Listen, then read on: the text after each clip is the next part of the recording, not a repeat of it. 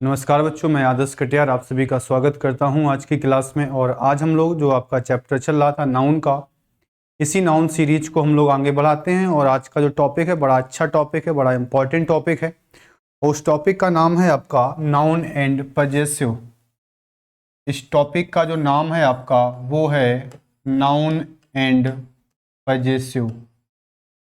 और बहुत important topic है, काफ़ी इंटरेस्टिंग टॉपिक है, आपको पूरा का पूरा समझ में आएगा और आपको मज़ा भी आने वाली है, क्योंकि बड़ा अच्छा टॉपिक है आपका।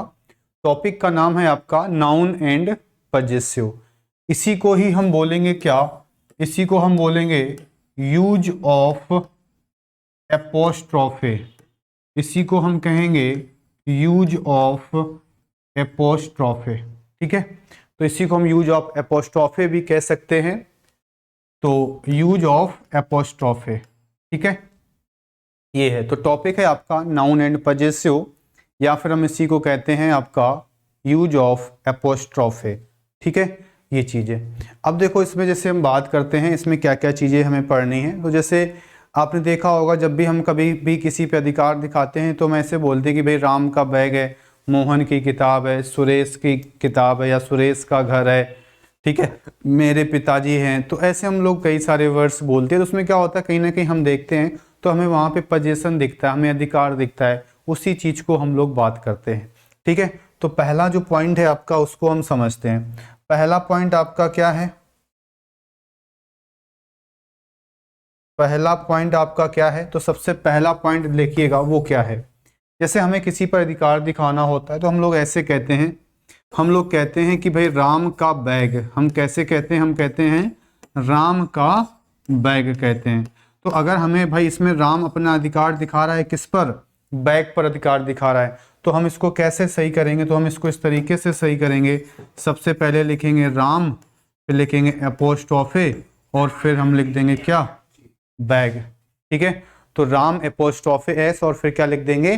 बैग। तो ये क्या हो जाएगा? राम का बैग। ठीक है, इसका दूसरा तरीका क्या होता है कि आप इसको इस तरीके से भी लिख सकते हैं क्या, कि the bag of Ram, the bag of Ram. यानी ये दो तरीके से आपका पोजीशन हम लोग यूज करते हैं। या तो आप एपोस्ट्रोफे एस लगा दें, और या फिर आप ऑफ लगा दें। जैसे हमने लिखा कि भाई राम का बैग है, तो हम लिखेंगे राम एपोस्ट्रोफे एस और बैग, या फिर हम इसी को लिख देंगे द बैग ऑफ राम। ठीक है, चलो। तो अब इसमें एक चीज क्या होती है, इसमें हमें समझने वाली बात यह है कि सबसे पहले हम नाउन को लिखते हैं, सबसे पहले हम लोग नाउन को लिखते हैं, इस नाउन के साथ एपोस्ट्रोफे एस लगाते हैं, और फिर हम लोग यहाँ पे पोजीशन लिखते हैं। क्या लिखते हैं? तो पोजीशन लिखते हैं। या दूसरा तरीका क्या है कि सबसे पहले आप उस पोजीशन को लिख दो, सबसे पहले आप उस पोजीशन को लिख दो, फिर ऑफ ऑफ लिख दो, और इसके बाद फिर आप नाउन लिख दो। ठीक है, तो या ये इस तरीके से भी लिख सकते हो। तो जैसा आपको बेटर लगता है आप दोनों तरीके से उसको लिख सकते हैं। ठीक है, कैसे कैसे लिख सकते हैं? या तो आप इसको ऐसे लिख लो कि नाउन के साथ एपोस्ट्रोफी एस लगा के पोजीशन को लिख दो, या पोजीशन को पहले ले आओगे तो फिर आपको ऑफ लिखना पड़ेगा। जैसे राम का बैग है तो रामास बैग, या फिर हम कहेंगे द बैग ऑफ राम। ऐसे हम कहेंगे मोहन की कार, तो या तो आप ऐसे कह देंगे क्या, कि मोहन्स कार, क्या कह देंगे? मोहन्स कार। या फिर आप इसी को कह देंगे क्या, कार ऑफ मोहन। या फिर आप इसी को कह देंगे क्या, द कार ऑफ मोहन। तो ये दो तरीके होते हैं, आप दो तरीके से चीजों को कर सकते हैं। ठीक है, तो ये है। तो या तो आप फिर कहेंगे मोहन्स कार, या फिर आप कहेंगे क्या, तो आप कह सकते हैं क्या, तो द कार ऑफ मोहन। ठीक है, तो इसको हम बोलते हैं यूज ऑफ एपोस्ट्रोफे भी कह सकते हैं, नाउन एंड पजेसिव भी कहते हैं। जैसा आपको बेटर लगे आप उस चीज से उसको कर सकते हैं। ठीक है,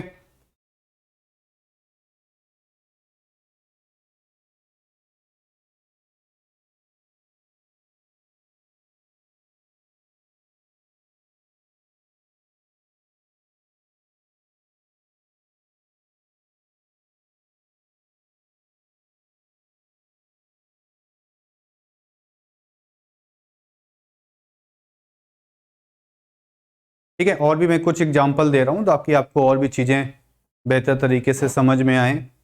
जैसे हम देखते हैं और भी, जैसे मैंने लिखा, मैंने आपसे कहा कि मीरा और फिर हमने यहाँ पे मान लो लिख दिया बिहेवियर। बड़ा अच्छा वर्ड है ये, मतलब अच्छा पॉइंट है आपको समझने वाला। तो हमने लिखा मीरा और फिर हमने लिखा बिहेवियर। तो हमने यहाँ पे देखा तो बिहेवियर आपका एक नाउन है कि नहीं है। और जब हमने यहाँ पे लिखा देखा मीरा, तो मीरा भी तो अपने आप में एक नाउन है कि नहीं है। तो ये भी नाउन है और ये भी नाउन है। कभी भी आपको दो नाउन एक साथ मिल जाए तो समझ जाना कि वहां पे कुछ ना कुछ गलती है। तो इसका मतलब हमें बताना पड़ेगा कि मीरा का बिहेवियर है, तो हम यहाँ पे लिख देंगे मीरा और एपोस्ट्रोफी एस लगा देंगे, तब ये आपका क्या हो जाएगा, सही हो जाएगा।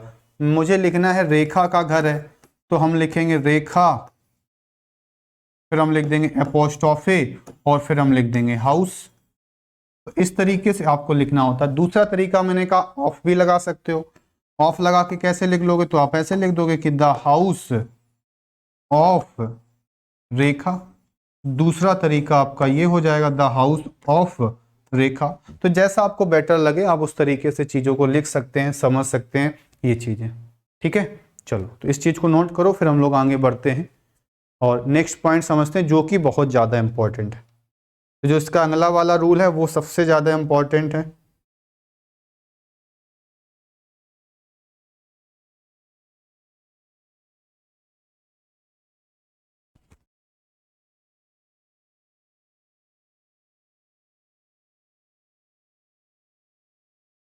चलो देखते हैं नेक्स्ट पॉइंट को समझते हैं वो क्या है। तो लिखिएगा रूल नंबर सेकंड।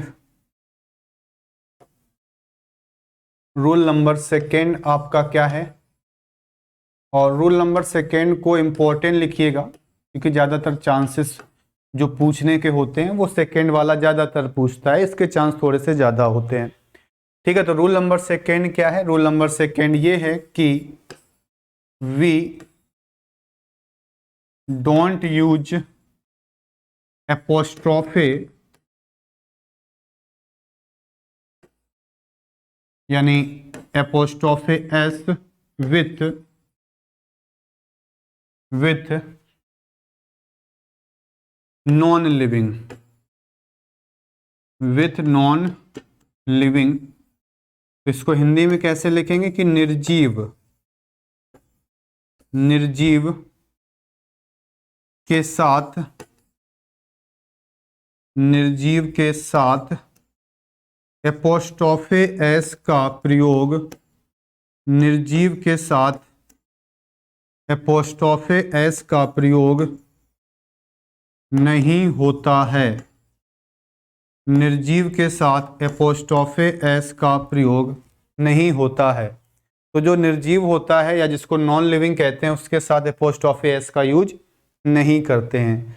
जैसे क्वेश्चन मैंने आपके सामने लिखा, मैंने लिखा टेबल्स और फिर हमने लिख दिया मान लो लेक्स, टेबल्स लेक्स लिख दिया। या फिर हम आपसे कहें, या फिर हम आपसे कहें कार्स टायर्स, क्या कह सकते हैं, कार्स टायर्स। तो इसमें क्या होता है, जैसे आपने देखा कि ये जो दोनों के दोनों वर्ड्स आपके सामने लिखे थे, टेबल्स लेक्स और कार्स टायर्स, इसमें जब हम देख रहे थे तो यहाँ पर टेबल भी जो आपकी नॉन लिविंग है और कार भी आपकी क्या है, नॉन लिविंग है। तो जैसे अगर नॉन लिविंग चीजें मिल गई तो आपको पता चल गया कि भाई नॉन लिविंग के साथ तो हम लोग एपोस्ट्रोफे एस का यूज करते ही नहीं है। तो जब एपोस्ट्रोफे एस का यूज नहीं करते हैं तो इसका मतलब ये भी रॉन्ग है और आपका ये भी क्या हो जाएगा, तो रॉन्ग हो जाएगा। अब इसको सही करने का तरीका क्या होता है, तो इसको अगर हमें सही करके लिखना है तो हमेशा ऑफ का यूज करके लिखेंगे। तो ऑफ का यूज करेंगे तो इसका जो आंसर निकल के आ जाएगा वो हो जाएगा आपका लेग्स ऑफ टेबल। क्या हो जाएगा, लेग्स ऑफ टेबल कह सकते हैं। और इसका तरीका होगा, इसको हम कह सकते हैं क्या, तो इसको हम कहेंगे टायर ऑफ कार। ठीक है, इस तरीके से बात समझ में आई भाई कि नहीं आ गई। ठीक है, तो इसको नोट करो, फिर हम लोग और भी कुछ एग्जांपल्स देते हैं तो वहां से आप चीजों को कर पाएंगे।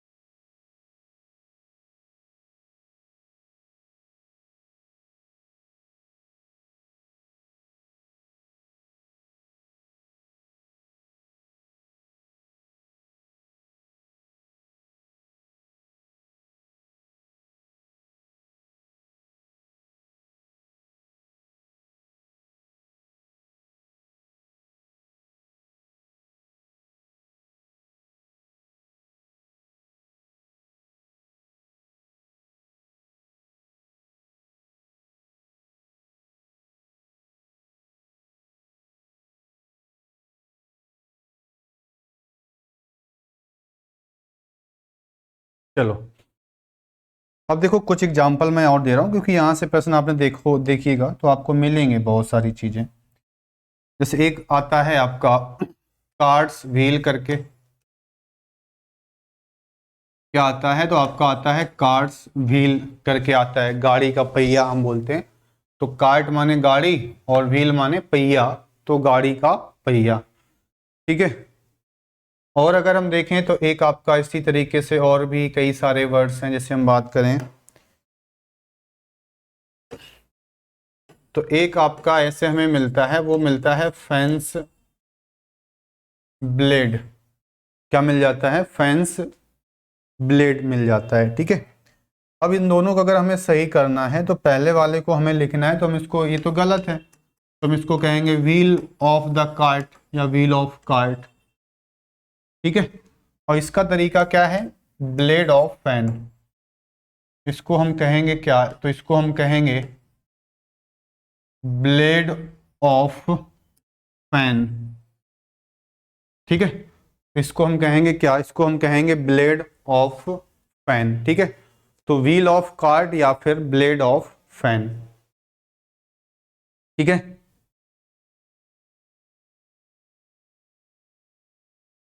चलो भाई अब आ जाते हैं अपने रूल नंबर 3 पे।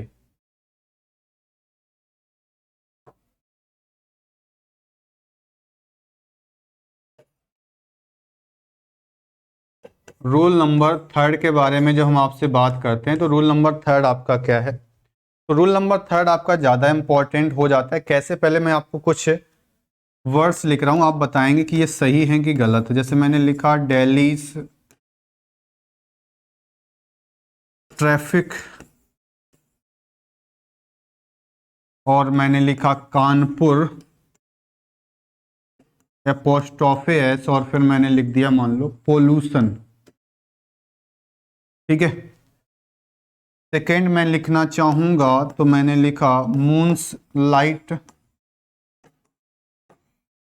या फिर मैंने एक एग्जाम्पल आपको और दिया, वो मैंने एग्जाम्पल दिया आपके सामने सन्स रेस करके। ठीक है।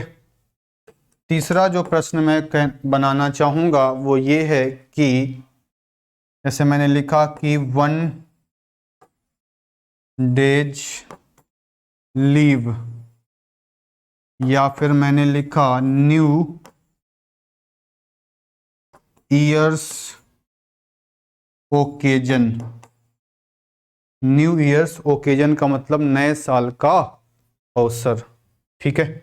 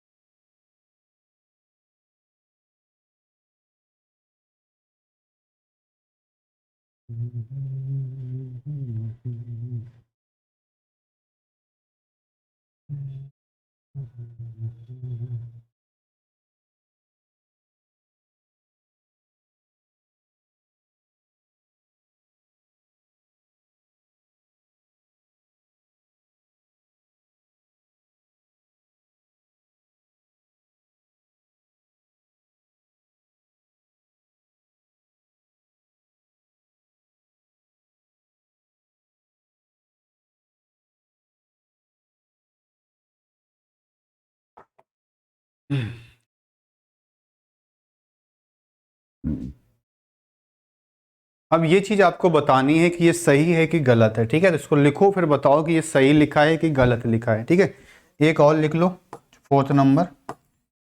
जैसे एक मैंने लिखा एट वंस विट्स एंड। ठीक है। और एक मैंने लिखा एट आ स्टोन्स थ्रो। एट आ स्टोन्स थ्रो। ठीक है।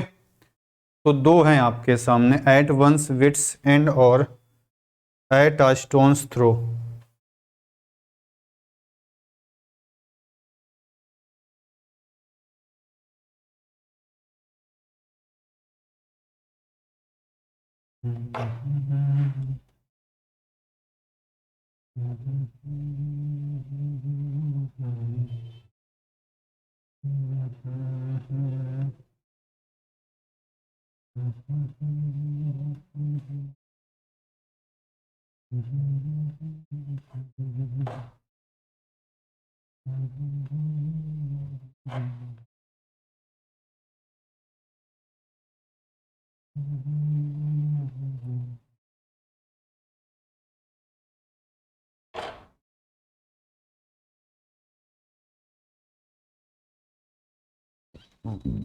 चलो, अब इसमें एक दिक्कत क्या हो रही होगी, जब तुम इन वर्ड्स को देख रहे होगे, जब इन वर्ड्स को देख रहे होगे तो आपको ये लग रहा होगा कि ये तो सारी की सारी चीजें नॉन लिविंग हैं। तो ये सारी की सारी चीजें नॉन लिविंग है, इसका मतलब इसके साथ में अपोस्ट्रोफी एस का यूज नहीं होना चाहिए। यानी आपको ये सारे के सारे जो मैंने 4 आपके एग्जाम्पल्स लिखाए हैं वो कहीं ना कहीं आपको गलत लग रहे होंगे। इसी वजह से ये थोड़ा सा आपको समझना है, इसी वजह से मैंने पहले इस वजह से लिख दिया ताकि तुम्हें ये चीज़ पहले एक बार समझ लो, कहीं ये गलत तो नहीं आपको लग रहा है। तो यहीं से आपको समझना है। समझना क्या है, आपको सबसे पहला पॉइंट आपको याद रखना है कि अगर आपको कभी भी लिखा मिलता है name of place, name of place, तो याद रखिएगा जैसे अगर आपको कहीं पे भी नेम ऑफ प्लेस लिखा मिलता है, और नेम ऑफ प्लेस का मतलब क्या है कि we use apostrophe S with them, we use apostrophe S with them. यानी कहीं ना कहीं कहने का मतलब मेरा ये है कि अगर आपको कहीं पर भी कोई भी प्लेस मिलता है तो उस प्लेस के साथ आप एपोस्ट्रोफी एस का यूज कर सकते हैं, कहीं कोई समस्या नहीं आएगी। ठीक है, तो प्लेस के साथ आप एपोस्ट्रोफी एस का यूज कर सकते हैं। दूसरी चीज क्या आती है, दूसरा आपका आता है टाइम एक्सप्रेसिंग वर्ड्स। क्या आता है, टाइम एक्सप्रेसिंग वर्ड्स। अब इन टाइम एक्सप्रेसिंग वर्ड्स का मतलब क्या होता है, ये जो टाइम एक्सप्रेसिंग वर्ड्स हैं इसका मतलब क्या होता है, तो जो टाइम एक्सप्रेसिंग वर्ड्स हैं इसका मतलब क्या होता है कि जैसे जो समय बताने वाले शब्द हैं, टाइम की बात करने वाले वर्ड्स हैं, उनके साथ भी आप एपोस्ट्रोफी एस का यूज कर सकते हैं, कोई समस्या नहीं है। तीसरा जो पॉइंट आपका आता है वो आपका आता है हेवनली बॉडीज। क्या आता है, हेवनली बॉडीज, या फिर इसी को हम कह सकते हैं सेलेस्टियल बॉडीज, या फिर हम इसी को कह सकते हैं सेलेस्टियल बॉडीज, या फिर हम इसी को कहेंगे क्या, सेलेस्टियल बॉडीज। तो जो आपकी हेवनली बॉडीज होती है या सेलेस्टियल बॉडीज होती है, इसके साथ भी हम लोग एपोस्ट्रोफी एस का यूज करते हैं। ठीक है, और चौथा जो पॉइंट है वो आपका है इडियोमैटिक एक्सप्रेशन। क्या है आपका, इडियोमैटिक एक्सप्रेशन। जो इडियम्स वगैरह होते हैं उनके साथ भी हम लोग एपोस्ट्रोफी एस का यूज कर सकते हैं, कोई दिक्कत नहीं है। तो ये 4 पॉइंट याद रखिएगा, एक तो नेम ऑफ प्लेस के साथ यूज करेंगे, टाइम एक्सप्रेसिंग वर्ड्स के साथ यूज करेंगे, हेवनली बॉडीज के साथ यूज करेंगे, और इसके साथ साथ इडियोमैटिक एक्सप्रेशन जो होते हैं उनके साथ भी हम लोग एपोस्ट्रोफी एस का यूज करते हैं। ठीक है, तो ये 4 पॉइंट हमें ध्यान रखने हैं। ठीक है, चलो भाई अब इसमें हम देखते हैं, क्वेश्चन को समझते हैं। तो पहला लिखा है दिल्ली ट्रैफिक। तो दिल्ली आपका क्या है, तो दिल्ली जो है आपका वो आपका एक नेम ऑफ प्लेस है। अगर नेम ऑफ प्लेस है इसका मतलब तो इसके साथ एपोस्ट्रोफी एस का यूज कर सकते हैं। दूसरा है आपका कानपुर, तो कानपुर भी प्लेस है, इसका मतलब ये दोनों के दोनों आपके जो लिखे हैं वो बिल्कुल सही लिखे हैं, इसमें कोई गलती नहीं है।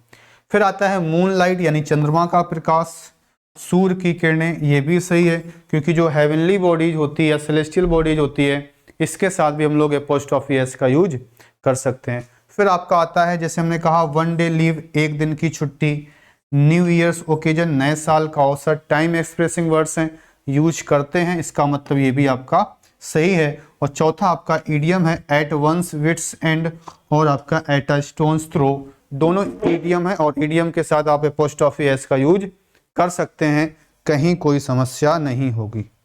ठीक है, तो ये चीज आप लोग थोड़ा सा ध्यान रखिएगा। ठीक है, तो ये समझ में आ गया। तो ये बिल्कुल सही है, इसी वजह से यहां से चीजें आपसे पूछ लेता है। ठीक है,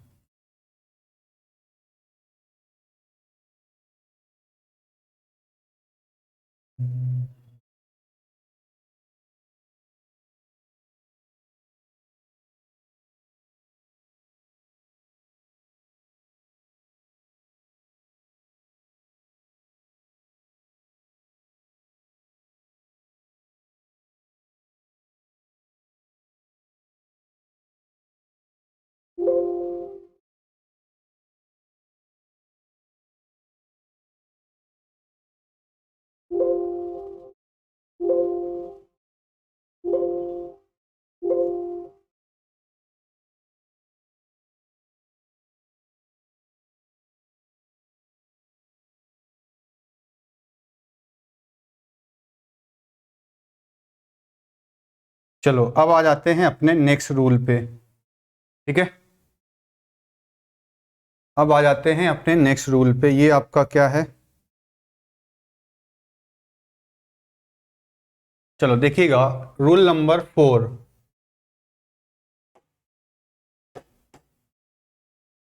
रूल नंबर 4, रूल नंबर 4 जो है ये भी आपका इंपॉर्टेंट है। उसका रीजन क्या है वो भी आपको थोड़ी देर में समझ में आ जाएगा। रूल नंबर 4 जो है आपका वो क्या है, जैसे होता है क्या है, जैसे स्कूल के दिनों में हमें ये सिखाया जाता है, क्या बताया जाता है कि भाई कोई भी पर्सन है, कोई भी लिविंग बींग्स है, जहाँ पे हमें का की इस तरीके से अर्थ आते हैं तो उसके साथ एपोस्ट्रोफी एस का यूज कर देंगे। तो मोहन हो, कोई भी हो, हमें फर्क नहीं पड़ता है। हम लोग क्या करते हैं, सभी के साथ में एपोस्ट्रोफी एस का यूज करते हैं। इसी वजह से ये वाला रूल बना है, इसी वजह से ये इंपॉर्टेंट वाला रूल बन जाता है। क्या बन जाता है, जैसे हमें लिखना है कालिदास की कविता, तो हमने लिखा कालिदास और एपोस्ट्रोफी एस, और फिर हम लिख देंगे मान लो पोइट्री। क्या लिख दिया हमने, पोइट्री। अब इसमें क्या दिक्कत होती है, हम तो ये सोचते हैं कि भाई कालिदास तो एक किसी व्यक्ति का नाम है, अगर किसी व्यक्ति का नाम है तो उसके साथ हम एपोस्ट्रोफी एस का यूज कर सकते हैं। तो इसमें यही चीज गलत हो जाती है। तो तुम्हें ध्यान रखना है भाई, क्या ध्यान रखना है कि अगर अगर किसी भी नाउन के साथ में उसका लास्ट का जो साउंड है, किसी भी नाउन के साथ में उसका जो लास्ट का साउंड है वो आपका एस साउंड है, वो आपका क्या है, एस साउंड है। ठीक है, मतलब कहने का ये है कि अगर किसी भी वर्ड्स का जो लास्ट साउंड है वो कैसा है, आपका एस साउंड है, तो याद रखिएगा उसमें क्या होता है, तो उसके साथ हम कभी भी एपोस्ट्रोफे एस का यूज नहीं करते हैं, और अगर हमें करना है तो केवल और केवल एपोस्ट्रोफे का यूज किया जाता है बस। ठीक है, तो उसके साथ कभी भी हम लोग एपोस्ट्रोफे एस का यूज नहीं करते हैं, केवल और केवल एपोस्ट्रोफे का यूज करते हैं। ये बात है जो कहने वाली है। ठीक है, ये चीज।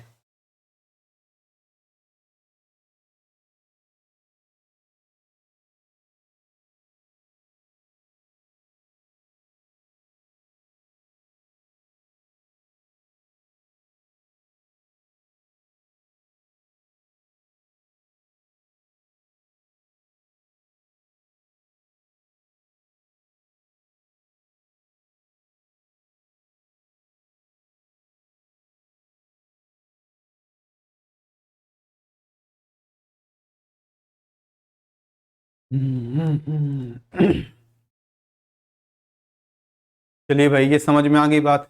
तो अगर हमें कहने का मतलब ये है कि अगर कोई भी वर्ड्स है, कोई भी नाउन है जिसके लास्ट में एस साउंड आता है, जिसके लास्ट में एस साउंड आता है, तो उसमें हम लोग क्या करते हैं, उसके साथ हम लोग एपोस्ट्रोफी एस का यूज नहीं करते हैं, उसके साथ हम लोग केवल केवल एपोस्ट्रोफी का यूज करेंगे बस, एस नहीं लगाओगे क्योंकि उसमें ऑलरेडी एस का साउंड आता है। ठीक है, तो जैसे हमें लिखना है कालिदास की कविता है, कालिदास पोइट्री है, इसको हमें लिखना है कालिदास पोइट्री। तो कैसे लिखेंगे, तो ध्यान रखिएगा, इसको हमें लिखना है तो आप कैसे लिखेंगे, आप इसको लिखेंगे कालिदास, और कालिदास के बाद लिख देंगे एपोस्ट्रोफे, और फिर लिख देंगे पोइट्री। तो ये हो जाएगा इसका राइट आंसर। बात समझ में आई कि नहीं आई। चलो ऐसे मैं कुछ एग्जाम्पल और आपको दे रहा हूं, आप लिखिएगा, सही करिएगा, फिर मैं उसके आंसर बताता हूं। जैसे है कीट्स पोयम जस्टिस सेक, पीस सेक, जस्टिस सेक हो गया आपका और पीस सेक हो गया। फिर है गॉड सेक, ठीक है, क्या हो जाएगा आपका, गॉड सेक हो जाएगा, ठीक है। फिर हमने मान लो लिखा सुरेश एपोस्ट्रोफे एस, फिर हमने मान लो लिख दिया कार, ठीक है, सुरेश की कार।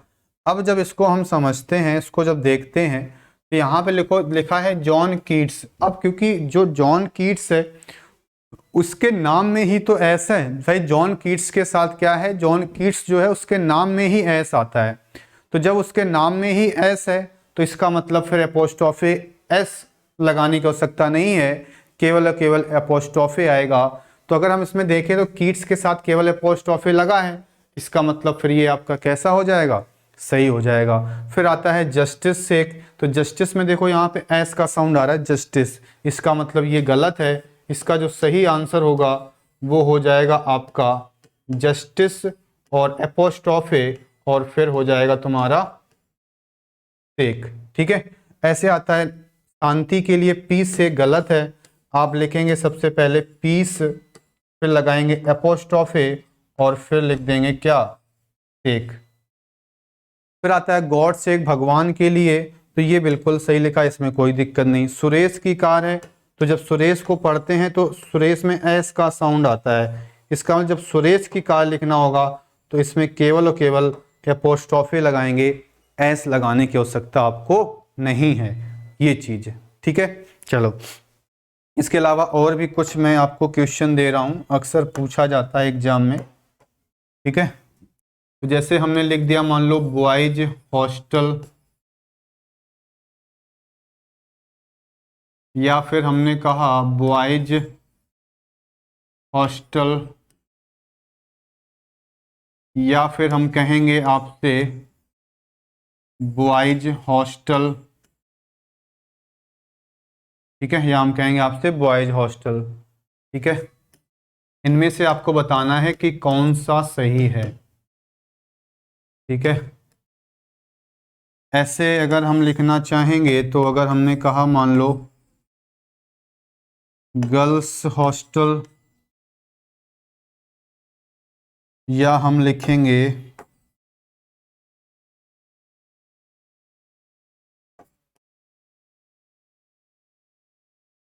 गर्ल्स हॉस्टल,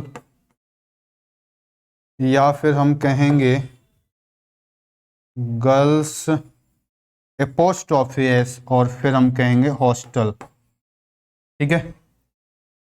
एक मैं एग्जांपल आपको और दे रहा हूं, जैसे मैंने लिखा कैंडिडेट्स लिस्ट, या फिर हमने लिखा कैंडिडेट्स लिस्ट, या फिर हम लिख दें, बस इतने ही दो, ठीक है, ठीक है। एक और लिख लो चिल्ड्रंस प्ले, चिल्ड्रंस प्ले। इसमें एक बड़ा कन्फ्यूजन होता है इस वजह से, ठीक है, क्योंकि अलग अलग तरीके से लोग इसको पढ़ाते हैं, ठीक है। इंग्लिश के साथ यही थोड़ी सी समस्या हो जाती है कि अलग अलग लोग अलग अलग तरीके का रूल बताएंगे, तो वो एक प्रॉब्लम क्रिएट करता है।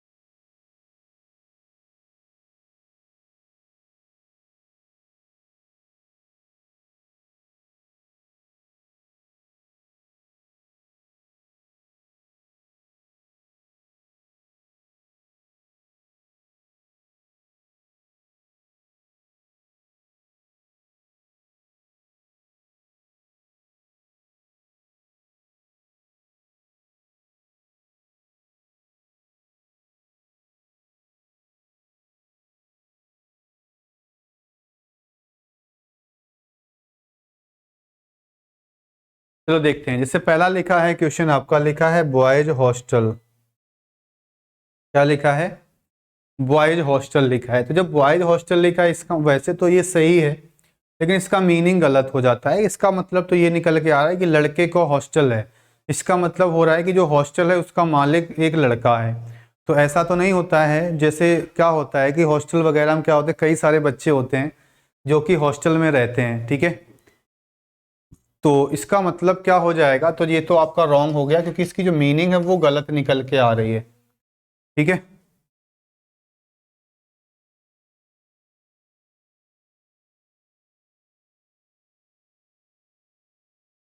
इसकी जो मीनिंग है वो गलत निकल के आ रही है, ठीक है। तो जो बॉयज हॉस्टल होगा आपका, अब इसको समझते, इसको जब लिखेंगे पढ़ेंगे तो इसको पढ़ेंगे तो बॉयज हॉस्टल निकल के आ रहा है।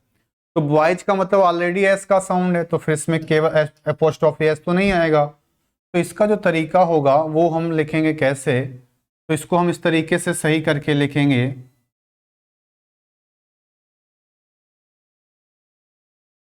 इसको सही करने का तरीका क्या है कि सबसे पहले आप लिखेंगे बॉयज, और बॉयज के साथ आप लगाएंगे केवल एपोस्ट्रोफी, और फिर लिख देंगे तुम इसमें क्या, हॉस्टल।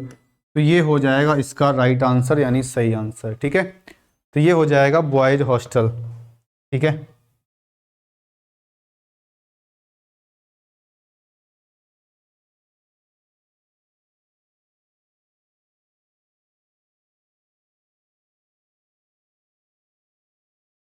चलो दूसरा, इसी तरीके से दूसरा भी हम लोग सही कर लेंगे। तो जो दूसरा क्वेश्चन है आपका वो क्या है, वो है आपका गर्ल्स हॉस्टल।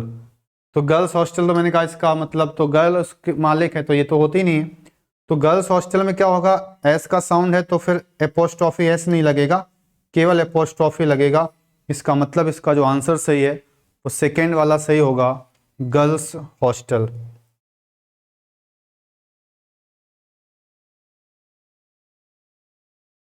ठीक है, ये चीज है। अब जैसे होता है कैंडिडेट्स लिस्ट, ठीक है। तो कैंडिडेट्स लिस्ट और कैंडिडेट्स लिस्ट के बारे में जो बात करते हैं, तो कैंडिडेट अगर बनाए तो कई सारी कैंडिडेट होंगे तब तो उनकी एक लिस्ट बनेगी। एक कैंडिडेट की क्या लिस्ट बनेगी, तो ये गलत है। तो कई सारे कैंडिडेट्स होंगे और लिस्ट होंगे, तो ये आंसर सही हो जाएगा। अब इसमें एक बड़ा कन्फ्यूजन आता है कि ये सही है कि नहीं है। तो होता क्या है ना, कई लोग इसको इस तरीके से पढ़ा देते हैं कि भाई प्लूरल नाउन के साथ एपोस्ट्रोफी एस नहीं आता है। तो ये गलत है। राइट है कि अब वो एस का साउंड वाला रूल है कि अगर एस का साउंड आएगा तो एपोस्ट्रोफी एस नहीं लगेगा, केवल एपोस्ट्रोफी लगेगा। सिंगुलर प्लूरल का कोई फर्क नहीं पड़ता है। अगर प्लूरल नाउन है और प्लूरल नाउन में एस का साउंड नहीं आ रहा है, तब भी आपका क्या होगा, केवल और केवल चिल्ड्रंस प्ले हो जाएगा। तो ये हो जाएगा इसका सही आंसर, ठीक है। चलो भाई, तो इसको लिख लो, तो हम चीज़ों को और आगे बढ़ाते हैं और भी चीज़ें समझने का प्रयास करते हैं, ठीक है। चलो, अब यहाँ पे क्या था कि जब एस का साउंड आ रहा था तो हम क्या कर रहे थे, केवल एपोस्ट्रोफी एस लगा रहे थे, ठीक है। एपोस्ट्रोफी लगा रहे थे, एस नहीं लगा रहे थे। इसी वजह से एक रूल और बन जाता है, वो है आपका रूल नंबर 5।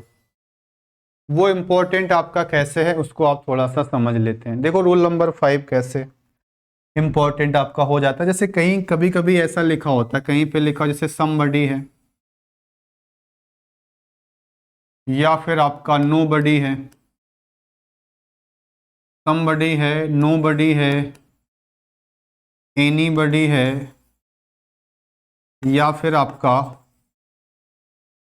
एवरीबडी है, नहीं है, नहीं बडी वगैरह लिखा होता है। और क्या होता है कि इन सभी के साथ में एल्स का भी यूज होता है। क्या यूज होता है, एल्स का यूज होता है।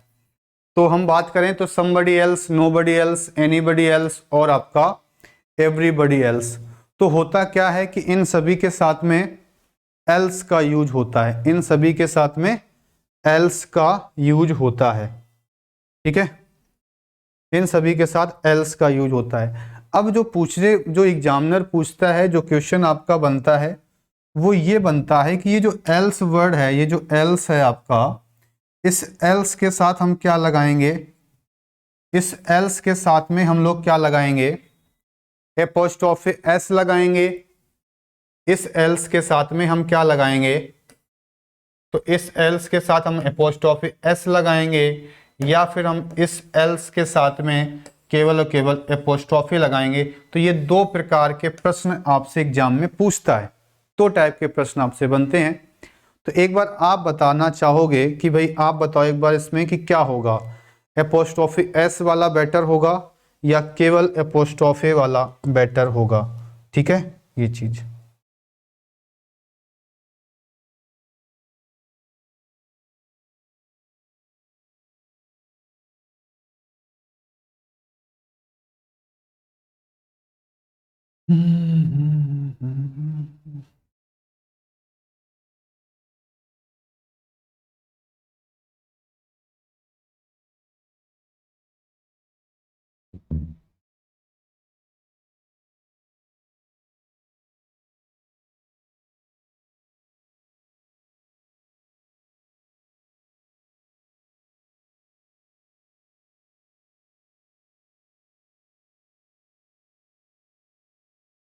चलो अब देखो, आपको पता है क्या लग रहा होगा, आपको जो इसका आंसर है वो सेकेंड वाला ज्यादा बेटर लग रहा होगा।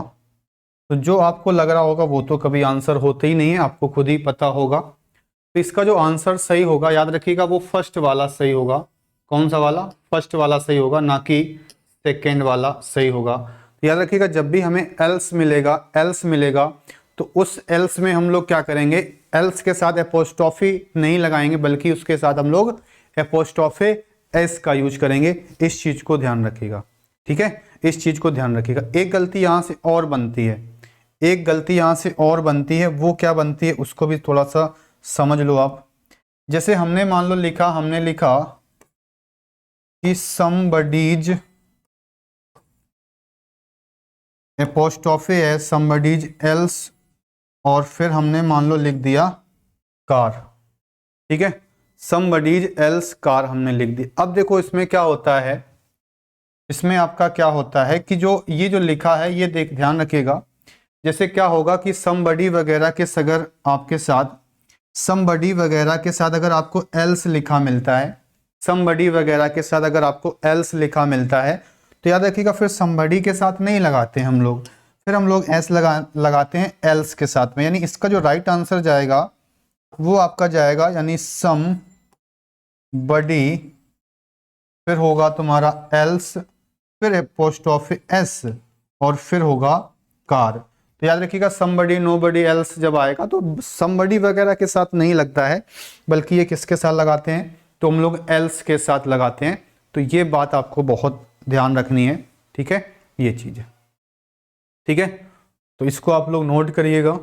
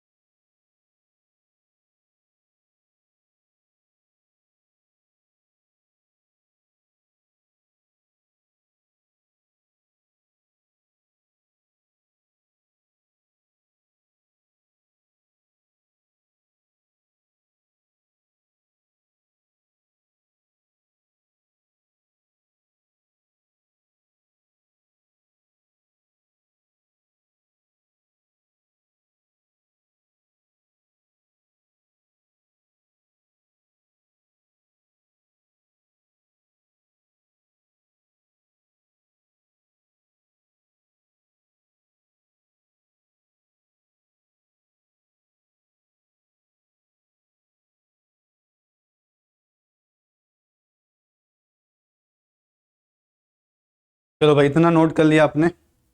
अब आ जाते हैं रूल नंबर 6 पे। रूल नंबर 6, अब ये रूल नंबर 6 इस वजह से इंपॉर्टेंट हो जाता है कि हम लोग पढ़े होते हैं, क्या हम लोगों ने पढ़ा होता है कि जो डबल एपोस्ट्रोफी का प्रयोग एक साथ नहीं कर सकते हैं। तो यही आपको बात समझने वाली है कि डबल एपोस्ट्रोफी एस का जो यूज हम लोग कर सकते हैं कि नहीं कर सकते हैं, यही हमें थोड़ा सा सीखना है, ठीक है, इसी के बारे में हमें थोड़ा सा समझना है। कि हम लोग कर सकते हैं कि नहीं कर सकते हैं। तो इसको आपको इस तरीके से पढ़ना है, आपको इस तरीके से पढ़ना है कि जो पोजीशन होता है वो दो तरीके का पोजीशन होता है। एक आपका होता है कॉमन, एक होता है आपका कॉमन पोजीशन। क्या होगा आपका कॉमन पोजीशन। और दूसरा जो आपका होता है वो होता है आपका सेपरेट पोजीशन। दूसरा आपका होता है सेपरेट पोजीशन। ठीक है, सेपरेट पोजीशन। अब दोनों में डिफरेंस क्या होता है, दोनों में अंतर क्या होता है कि जो कॉमन पोजीशन होता है आपका, कॉमन पोजीशन में क्या होता है कि दो चीजों का किसी एक ही चीज पर अधिकार हो अगर, तो वो कॉमन पोजीशन है। मतलब क्या, जैसे हमने यहाँ पे राम लिख दिया, यहाँ पर हमने मोहन लिख दिया और यहाँ पे हमने कार लिख दी, तो मतलब कहने का मतलब कॉमन पोजीशन का मतलब ये है कि वो राम की भी कार होगी और मोहन की भी कार होगी। सेपरेट पोजीशन का मतलब क्या है कि यहाँ पे हमने राम लिख दिया, यहाँ पर हमने मोहन लिख दिया, तो यहाँ पर कार ना होकर के फिर कार्स हो जाएगा। तो यहाँ दो गाड़ियाँ हैं, दो गाड़ियाँ का मतलब क्या है कि एक राम की है और एक आपकी मोहन की है। तो जो कॉमन पोजीशन का मतलब होता है एक ही पर, और सेपरेट पोजीशन का मतलब क्या होता है जब हमें अलग अलग चीज़ों को दिखाना होता है तो वहाँ पर हम यूज करते हैं। ठीक है, तो वो हो गया कॉमन पोजीशन और ये हो जाता है आपका सेपरेट पोजीशन। ठीक है, चलो समझते हैं कैसे। जैसे मैंने लिखा, मैंने कहा राम्स एंड मोहन्स, और फिर हमने मान लो यहां पे लिख दिया फादर। ठीक है, दूसरा क्वेश्चन हमने लिखा राम्स एंड मोहन्स, और फिर हमने लिख दिया यहां पे फादर्स। ठीक है, दो क्वेश्चन है। अब बताओ इन दोनों में क्या गलती है। वैसे तो क्या होता है, बहुत सारे बच्चे जो डबल पोजीशन का रूल पढ़े होते हैं तो वो तो सीधे सीधे देख के, जैसे उन्होंने देखा डबल एपोस्ट्रोफी है तो उनको लगता है कि दोनों गलत हैं। इसी चीज को हमें समझना है।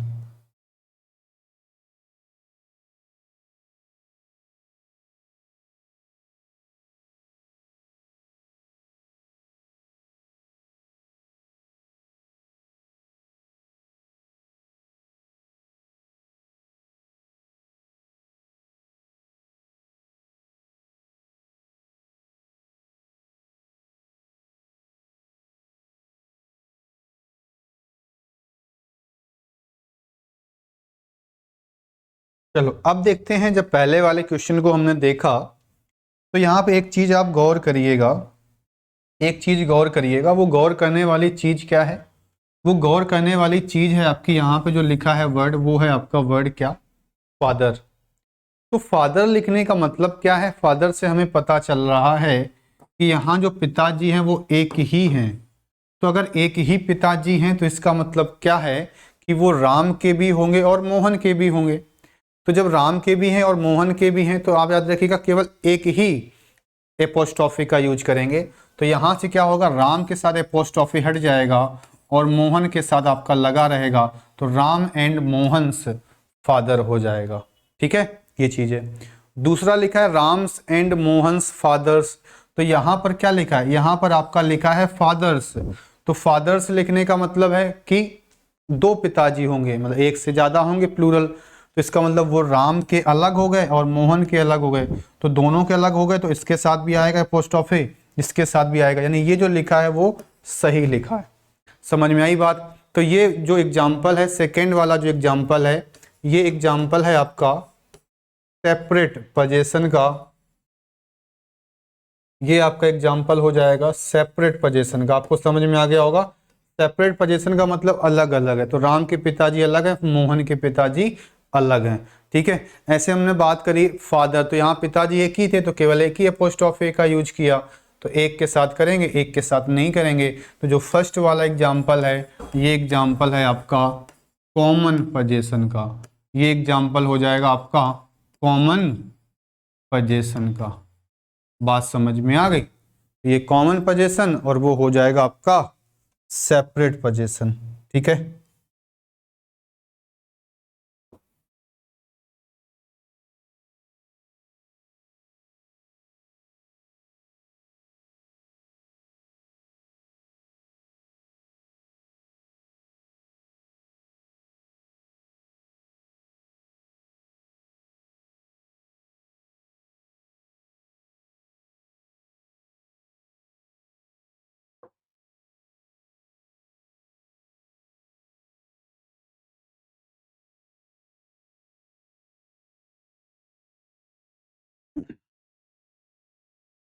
चलो देखते हैं, एक दो क्वेश्चन और देंगे तो आपको समझ में आ जाएगा। जैसे एक क्वेश्चन मैंने लिखा,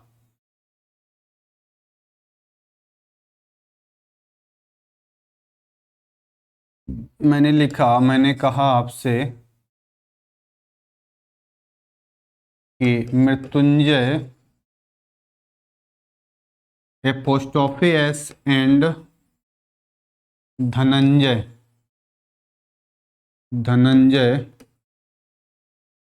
एपोस्ट्रोफी और फिर हमने लिख दिया मान लो यहाँ पे ज्वाइंट, और हमने यहाँ पे लिख दिया मतलब ज्वाइंट अकाउंट।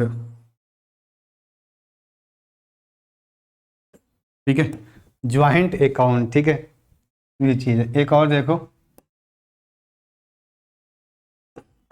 हमने लिखा मीरा एपोस्ट्रोफी और एंड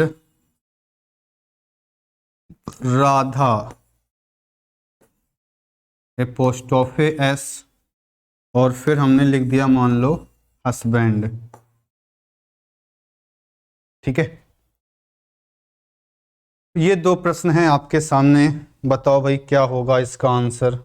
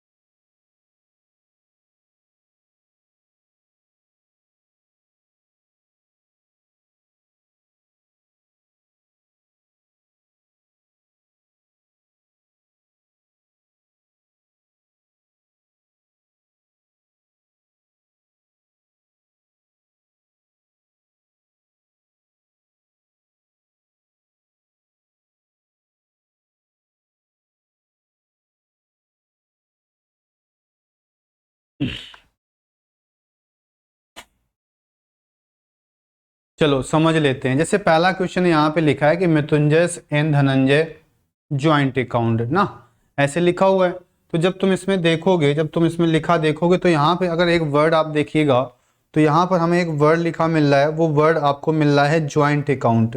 क्या मिल रहा है हमको? ज्वाइंट अकाउंट मिल रहा है। तो अगर हमें यहाँ पे ज्वाइंट अकाउंट हमें लिखा मिल गया तो ज्वाइंट अकाउंट का मतलब क्या होता है भाई? ज्वाइंट अकाउंट वो अकाउंट होता है जिसमें दोनों लोगों का एक ही अकाउंट होता है।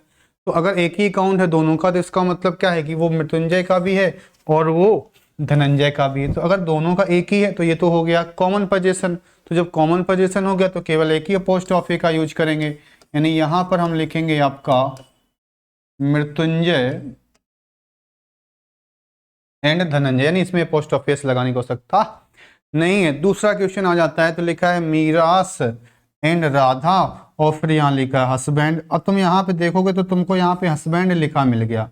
तो हस्बैंड से आपको लग रहा है कि भाई ये तो एक ही हस्बैंड है, तो इसका मतलब मीरा का भी वही हस्बैंड है और राधा का भी वही हस्बैंड है।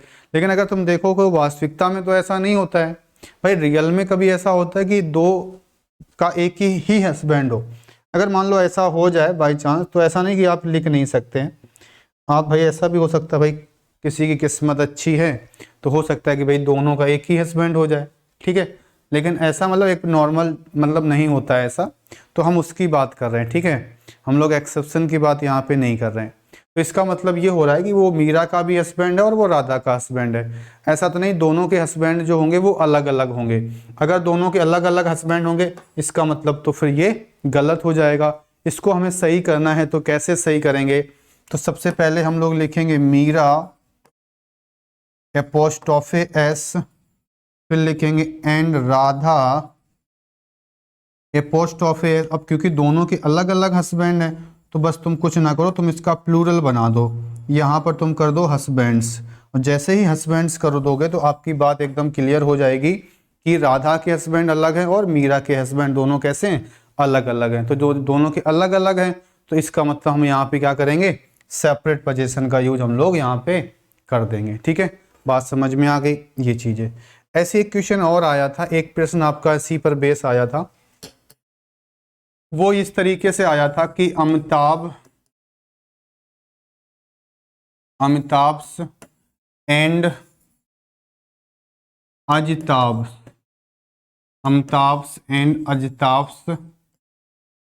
Father is Bachchan ji. बच्चन जी कहने का मतलब है कि हरवंश राय बच्चन। ठीक है, हरवंश राय बच्चन। तो अमिताभ बच्चन और अजिताभ बच्चन ये दो हैं किसके, मतलब पुत्र हैं हरवंश राय बच्चन के। तो इस तरीके से आया था, अगर तुम इसको देखोगे तो तुम खुद ही पढ़ के समझ में आ रहा होगा कि वो कहना क्या चाहता है। ठीक है, तो एक बार इसको पढ़ लो, समझ लो कि भाई ये क्या कहना चाहता है, कॉमन पोजीशन कहना चाहता है या फिर ये आपका सेपरेट पोजीशन कहना चाहता है। ठीक है, ये चीज।